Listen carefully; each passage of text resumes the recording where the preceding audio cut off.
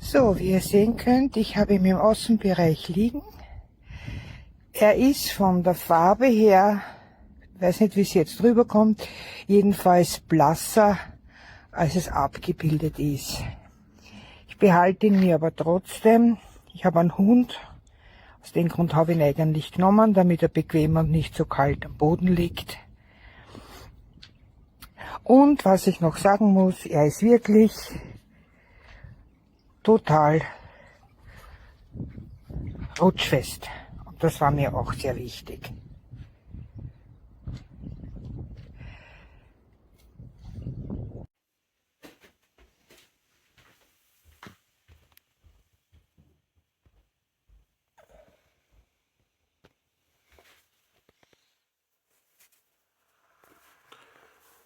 Ist ein Preis wert.